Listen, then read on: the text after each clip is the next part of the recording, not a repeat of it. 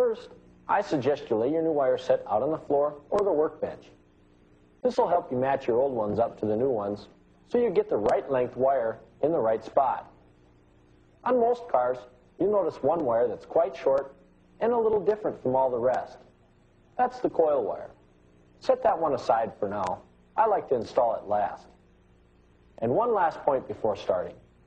Make sure you always start with a cool engine. You don't want to burn your hands on the hot exhaust manifolds. Then, begin by removing any one wire from the distributor cap. Grasp the wire as close to the cap as possible and remove it with a steady rotating pull. I like to start with the shortest wire first. On many GM vehicles with V8 or V6 engines, you'll have to remove the retaining ring from the distributor cap before removing the wires. Simply unsnap the latches on each side of the retaining ring and then remove the entire ring and wires from the top of the cap. Then, remove the wire from the retaining ring. On these vehicles, there will not be a coil wire because the coil is mounted right in the distributor cap.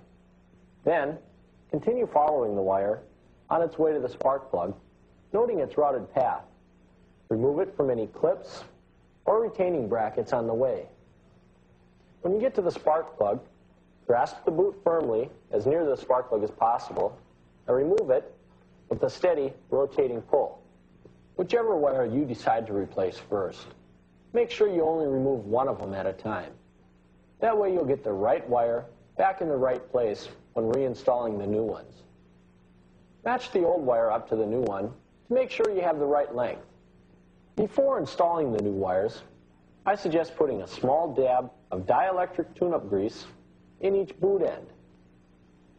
This will help prevent the boot from seizing onto the insulator of the spark plug or the distributor cap, and it can sure make spark plug or wire replacement a lot easier the next time.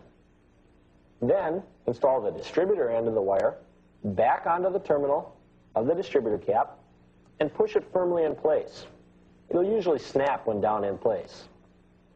Then, continue routing the wire back in the same routing path as the original one and attach it to any mounting brackets or clamps along the way. Make sure you keep it clear of the exhaust manifolds though. Lastly, push the spark plug wire end onto the spark plug and snap it into place. There we go. Continue this same procedure with the rest of the wires and the coil wire until you have them all installed. Let's quickly recap replacing your spark plug wires. First, lay the new spark plug wires out to help in locating the proper length wire. Using a steady rotating motion, remove the old plug wire from the distributor cap and spark plug. Only remove one wire at a time, noting its routing path. Compare the old wire to the new one to ensure proper length. Apply a small dab of dielectric grease inside each boot end. Install the new wire, making sure to follow the original routing path. Repeat the procedure on the remaining wires until you're done.